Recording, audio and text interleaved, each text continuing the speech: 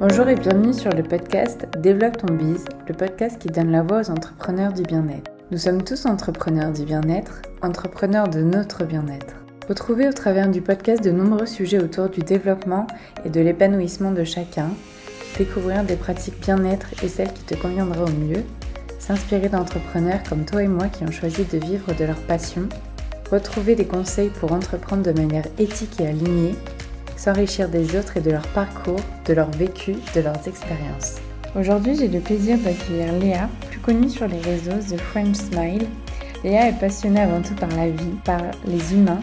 Léa est nutritionniste, diététicienne, chef vegan, professeure de yoga. Elle utilise aussi le reiki, les massages, la sonothérapie. Voilà, autant de sujets qu'une approche globale du bien-être des personnes. On va avant tout parler de ça, cette approche globale. On va parler aussi de son tour du monde pour comprendre comment cela fonctionne ailleurs. Sa rencontre avec le yoga, trouver du sens à être avec soi, ou encore l'importance qu'elle a eue de continuer de se former jusqu'à se sentir prête à enseigner. On parlera aussi des projections des autres sur soi, leur peur sur nous. Bref, je vous laisse tout de suite avec cette première partie de discussion avec Léa. Bonjour Léa. Bonjour. Je suis très contente de te recevoir sur le podcast. Moi aussi, merci beaucoup. Est-ce que tu pourrais, dans un premier temps, te présenter de la manière dont tu souhaites ? Oui, bien sûr. Je dirais qu'avant tout, je suis une passionnée de la vie et du corps humain et des gens. Déjà, c'est vraiment la première présentation que je pourrais afficher avant de dire ce que je fais. Ouais. Voilà, pour dire ce que je suis. Et alors, ce que je fais, je m'occupe des gens et notamment de par l'aspect nutritionnel, parce que je suis diététicienne nutritionniste de base. C'est comme ça que j'ai fait mes premiers pas dans la santé. Je suis aussi chef vegan, chef spécialisé en cuisine végétale, massothérapeute, professeure de yoga, de méditation et praticienne en Reiki. Super, Voilà. Ça fait beaucoup de choses à ton actif. Est-ce qu'on pourrait peut-être avoir comme une suite logique qu'on reparcourt un petit peu toutes les grandes étapes de ta vie, comment tous ces aspects sont arrivés, tous ces sujets dans ta vie ? Mm-hmm.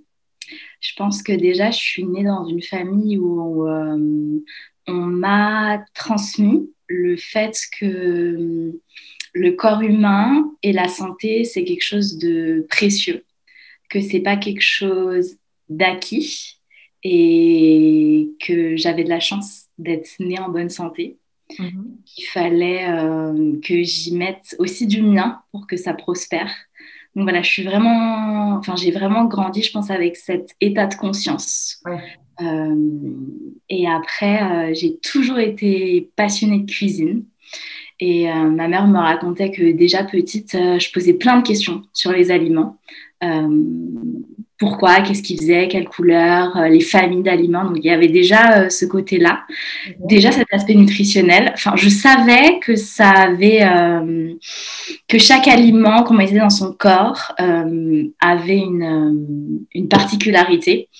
Et aussi que tout ce qui rentrait dans mon corps allait le nourrir.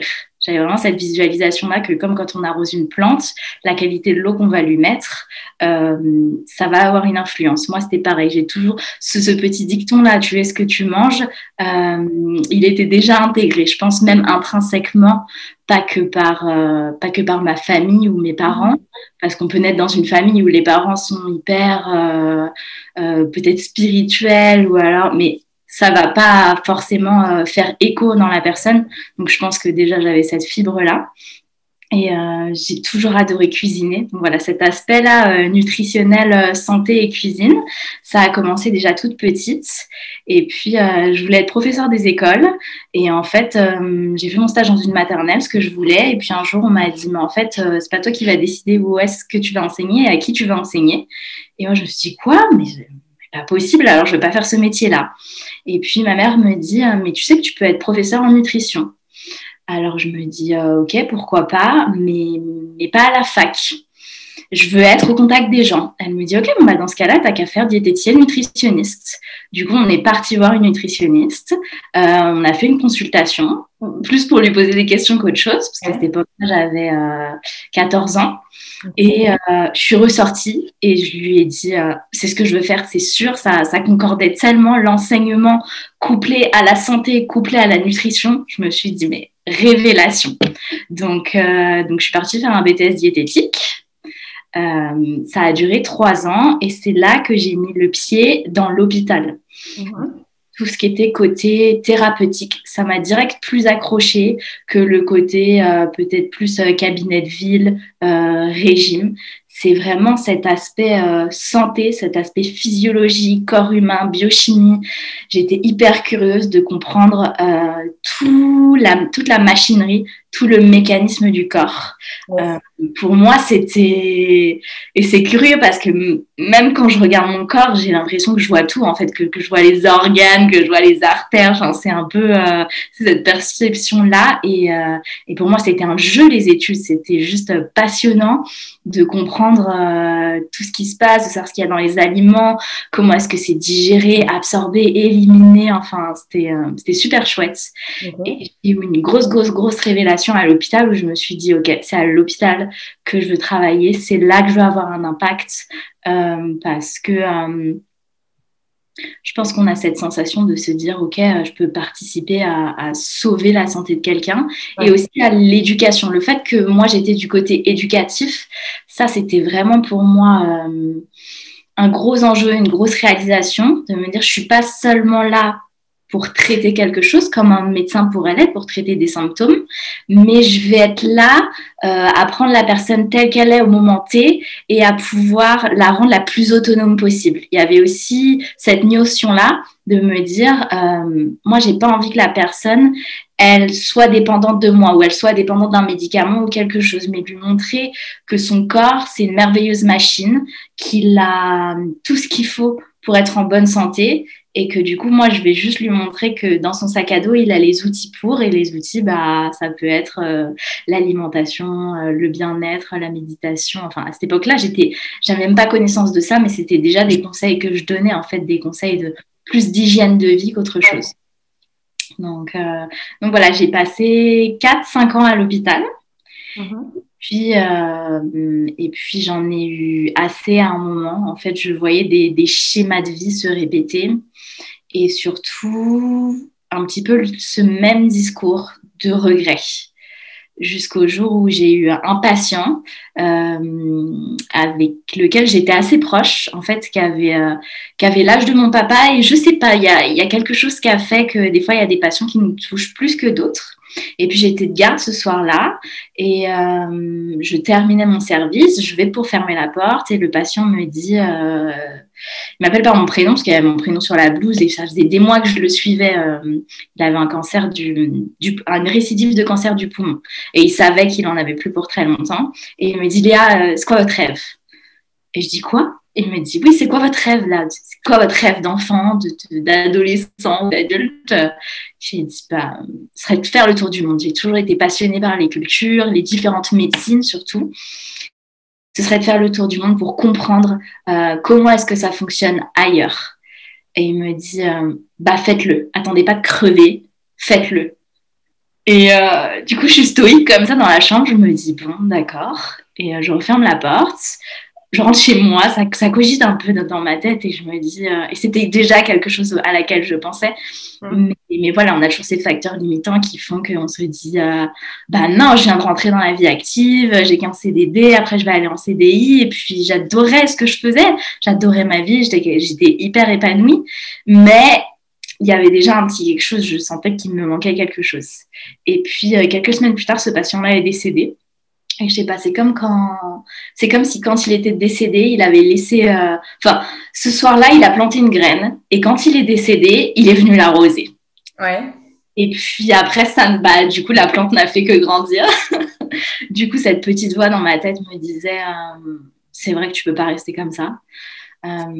J'arrivais pas à me visualiser dans une vie métro boulot dodo, à faire tout le temps la même chose, à avoir tout le temps les mêmes patients. Enfin, il y a quelque chose de redondant et surtout j'avais l'impression qu'on arrivait tous dans une impasse, que ce soit médecin ou autre thérapeute, qui avait des récidives, qui avait la mort, même si bien sûr la mort, c'est pas quelque chose qu'on peut changer.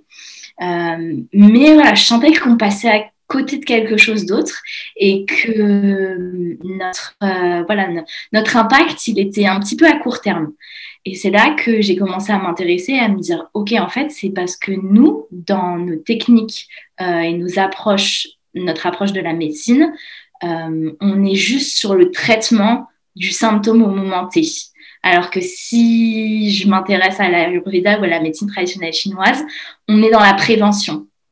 Ça a commencé à me questionner. Je me suis dit, mais alors pourquoi on n'est pas dans le préventif? Ça permet, ce truc assez illusoire de se dire, mais ça pourrait prévenir tellement de choses. Du coup, voilà, ça a germé dans ma tête. Et puis après, je me suis dit que le système de soins ici n'allait pas changer. La mentalité n'allait pas changer. C'est un fait. On vit dans un pays qui applique cette mentalité-là, enfin, plutôt dans les pays développés, et qu'il y avait d'autres choses qui se passaient.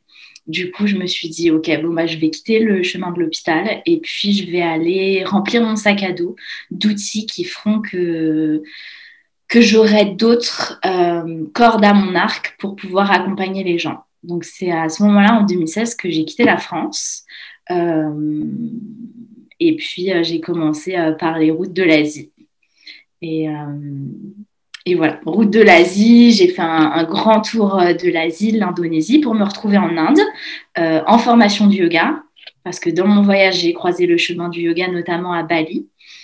Et moi qui avais toujours l'esprit un peu à 100 à l'heure,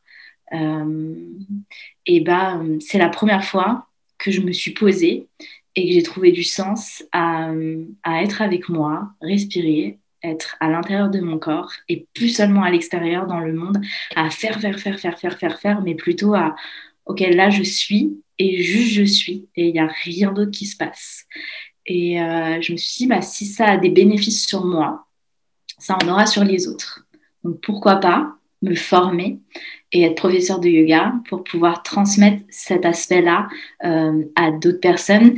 Et surtout que j'ai vu ça aussi comme un mode de vie. Ouais. Bien compris que le yoga, c'était une philosophie.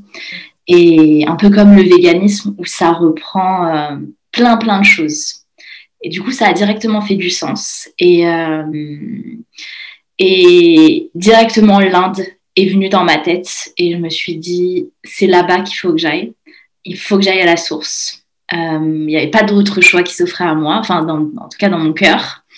Et puis, je suis allée en Inde pendant 3 mois. Je me suis formée une première fois. Donc, j'ai fait un 200 heures Hatha Vinyasa Ashtanga. Donc, puis, j'ai continué mon petit tour du monde. J'ai continué à me former aussi en cuisine végétale à Bali et surtout en cuisine crue. Parce qu'à ce moment-là, j'étais déjà végane et j'avais cet aspect-là de vouloir m'améliorer plutôt d'un point de vue professionnel en cuisine. Donc voilà, j'oscillais un peu entre les formations de yoga, les formations d'Ayurveda, les formations de médecine traditionnelle chinoise et la cuisine végane, mais qui commençait à être beaucoup plus pointue. Je me dirigeais vers de la cuisine végane un peu plus gourmet. Et je suis retournée en Inde une seconde fois pour faire une formation cette fois-ci plus longue, donc un 500 heures, un style différent, donc yin yoga, Ayurveda et médecine traditionnelle chinoise. Et surtout, il y avait un gros aspect, du coup, yoga thérapeutique. Et ça, c'est comme si on avait posé les bases pendant 3 mois l'année précédente, avec la philosophie du yoga et certains styles. Et puis, je me suis dit, OK, de cette base-là, j'ai envie de rejoindre cet aspect thérapeutique qui me manque et voir comment est-ce qu'on peut coupler ça de manière à avoir une prise en charge un petit peu plus spécifique en one-à-one. Voilà, du coup, j'ai fait ça en continuant mon parcours. Et puis après, je suis revenue. Donc ça, c'était un gros 2 ans de voyage non-stop. Ok. Et alors justement, sur ces 2 années de voyage, du coup, beaucoup de voyages, beaucoup de formations. Et est-ce qu'à ce moment-là, tu as travaillé, tu as fait des petits jobs ou quoi? Ou est-ce que c'était vraiment, tu reposais sur tes économies et tout et tu kiffes? C'était que des économies. Ok. Et est-ce que tu as eu aussi à ce moment-là un peu la pression de ton entourage en mode, bah ouais, mais tu vas pas voyager toute ta vie et tout ça, ou vraiment... Alors, il y a toujours plusieurs sons de cloche. Bien sûr, c'est toujours, voilà, c'est comme le yin et le yang. Il y a une partie du discours des gens qui sont mes proches qui étaient super curieux, assez fiers, intéressés, soutenants. En tout cas, mes parents ont toujours été beaucoup dans le soutien. On m'a toujours dit, bah, si tu reviens, tu sais que tu auras toujours voilà, ton lit, ta chambre, un frigo qui sera plein. Donc, ils avaient confiance en moi. Ils savaient que j'allais pas faire n'importe quoi et surtout, ils voyaient que j'étais en train de faire des formations, en fait, que j'étais pas en train de me la couler douce sur la plage. Ouais. Et de par mon caractère, ils savaient que j'allais pas passer ma vie à faire ça et qu'à un moment, j'allais appliquer les choses. Et j'ai surtout mis un point d'honneur en disant jusqu'à temps que je me sente prête à enseigner, et ben, je continuerai les formations. Et puis, bien sûr, il y a l'autre partie qui est inquiète, qui pense que je ne retrouverai jamais de boulot, que je suis en train de dépenser toutes mes économies depuis que je suis née, que je suis une femme toute seule en train de voyager dans des pays comme l'Asie, l'Inde, l'Indonésie. Donc, il y a forcément, les gens projettent des peurs sur nous, mais ça, c'est quotidien. Moi, je savais. Ouais, et à cette époque-là, tu étais déjà OK avec ça en mode c'est leur peur, enfin ça t'a pas du tout mis de pression toi de ton côté. Non, j'étais tellement sûre de ce que je faisais, j'étais tellement épanouie. Ouais. Il y avait juste rien qui pouvait m'arrêter, mais rien, rien du tout. Ok, super. Alors, du coup, tu es rentrée après en France 2 ans après à peu près. Alors, je suis rentrée en France, mais à cette époque-là, en fait, j'habitais à l'île Maurice. Mhm. J'avais eu un gros coup de cœur pour l'île et que j'étais aussi amoureuse d'un Mauricien. Donc, en fait, mon point de chute pendant ces 2 ans, c'était l'île Maurice, c'était plus trop la France. Et du coup, je suis revenue à l'île Maurice et j'ai commencé à Ok. enseigner le yoga, à faire des consultations de nutrition, parce qu'il y avait zéro diététicienne sur l'île. On n'était que 3 ou 4 profs de yoga, il me semble. Et voilà, sur une île, bah, il y a une prof qui habite dans le nord, il y a une prof qui habite à l'est, une autre prof qui habite à l'ouest. Et c'est pas comme nous, on pourrait faire, je sais pas, 3 quarts d'heure ou 1 heure de route pour aller faire son cours de yoga à Paris. Eux, il faut que ce soit à 5 minutes de chez eux.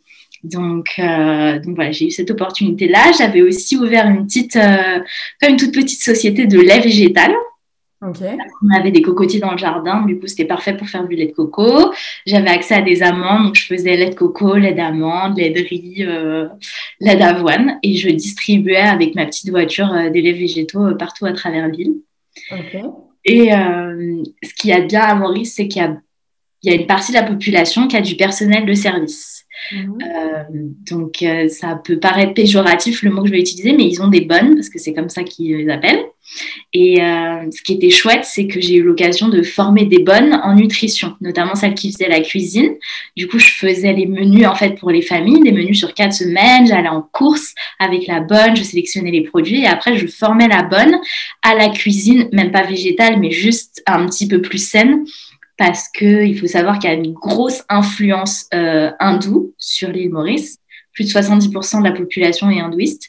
Et qui dit hindou dit beaucoup de friture, beaucoup d'huile, beaucoup de sel, beaucoup de sucre, du ghee. Voilà, des choses pas forcément très saines.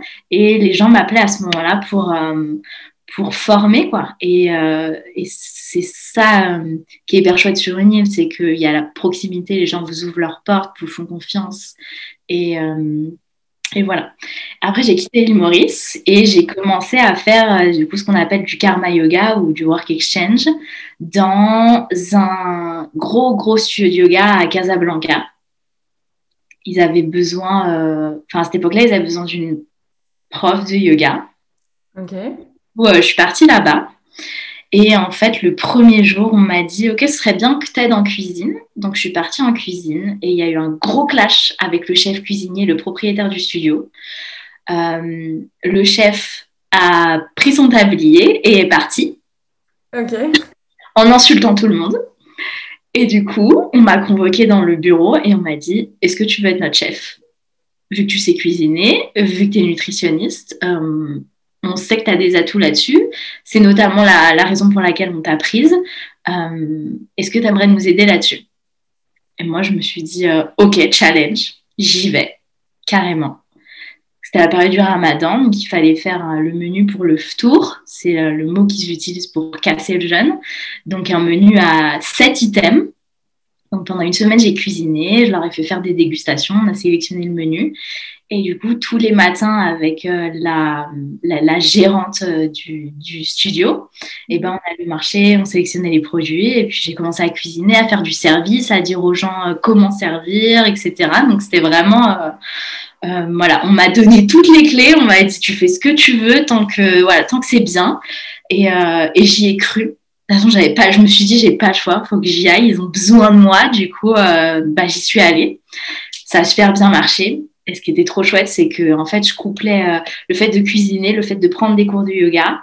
Et on m'a dit, dès que le ramadan est terminé, tu commences à enseigner. Du coup, le ramadan s'est terminé, j'ai commencé à enseigner. Donc, c'était mes premiers cours de yoga que je donnais.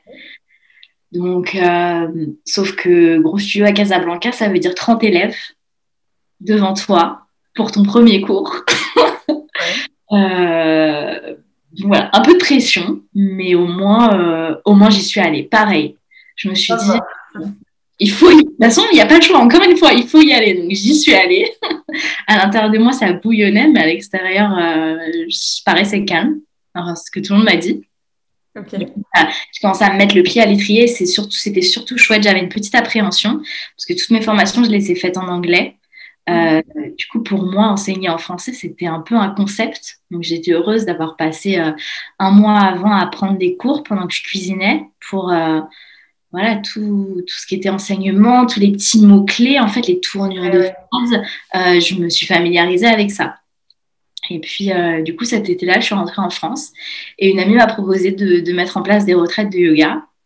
Et vu que le studio à Casablanca, il faisait aussi retraite de yoga pour les gens du monde entier, parce qu'on donnait aussi des cours en anglais. Et j'avais l'impression que je connaissais déjà tout, en fait, que je pouvais et donner des cours et cuisiner. Ça me paraissait simple, vu que c'est ce que j'avais fait à grande échelle au studio de yoga. Donc, j'ai regardé mon amie, je lui ai dit, allez, go. Moi, ça me semble bien. Et à cette époque-là, j'étais pas super excitée à l'idée de juste donner des cours de yoga d'1 heure. J'avais passé tellement de super moments en formation de yoga, en teacher training. Je me suis vraiment rendu compte que ça avait changé ma vie. Et c'est vraiment ces espaces-là, hors du temps, que j'avais envie de recréer. Et je me suis dit, j'aurais jamais cette proximité, ni cette attention, ni cette ouverture avec les gens, avec mes élèves en 1 heure. Je trouvais déjà pas trop de sens. J'étais pas trop chaud pour faire ça. Et je savais que la retraite du yoga, c'était quelque chose qui me tentait. C'était comme un petit teacher training, voilà, à courte échelle. Et du coup, on y allait. On a fait ça dans la vallée de Chevreuse, donc pas très loin de Paris. Ça a super bien fonctionné. Je me suis éclatée, j'ai adoré. Ça m'a semblé pour moi simple. Juste simple, hyper simple. Et puis de voir l'interaction d'un groupe de personnes qui ne se connaissent pas du tout, les échanges de qualité, l'écoute qu'il pouvait y avoir. Enfin, tout ce que j'imaginais dans ma tête, ça s'est passé devant moi. Donc, encore une fois, tout a fait du sens. Et puis, tout mon parcours, en fait, que ce soit à l'hôpital ou tout ce que j'avais pu voir pendant mes voyages, finalement, c'est, je dirais, un peu cette sagesse-là qui est venue parsemer les retraites de yoga. Et je me suis rendu compte que si j'avais pas eu fait tout ce cheminement, moi, dans ma tête, tout ce cassage de barrières, toutes ces peurs, etc., j'aurais jamais pu proposer la même chose en retraite de yoga. Je me rends compte que les gens reviennent aussi par rapport à mon parcours. Et alors justement, pour l'organisation des retraites, vous avez fonctionné vraiment qu'à deux ou vous êtes fait entourer parce que c'est quand même une organisation de fou, une retraite. Ouais. Il y a plein de choses à prévoir. Qu'à deux. Ok. Et toujours qu'à deux. Super. Ouais. Et d'un point de vue un peu plus entrepreneuriat, quand tu t'es dit, OK, bon, je passe à l'action, je me vends, entre guillemets, pour avoir mes premiers clients et tout ça. Dans quel état d'esprit tu étais à ce moment-là? C'est délicat. C'est délicat parce qu'on a toujours ce sentiment un petit peu de ne pas être à la hauteur ou de ne pas être prêt. Et puis, il y a cet inconscient collectif qui se dit que tout ce qui est yoga, spiritualité, ça devrait être un don. Mais rapidement, déjà, je me suis fait rattraper par une réalité financière qui était que j'avais dépensé toutes mes économies et que mon temps, il avait une valeur, comme il avait une valeur à l'hôpital, comme il a une valeur pour toutes les autres personnes. Et je me suis rapidement fait à l'idée que j'avais plusieurs métiers et que toute l'énergie que je dépensais dans la communication avant, dans la mise en place des menus, etc., il fallait que je sois rémunérée pour ça. Du coup, je l'ai très vite accepté, mais c'est vrai qu'au début, on se dit je vais pas avoir assez d'inscrits, je suis trop chère, donc j'en ai beaucoup fait au début, je pense, pour être sûre que ça allait plaire, pour être sûre que j'allais être légitime, etc. Et puis, dès les premières retraites, on le voit directement, la façon dont les personnes se sentent.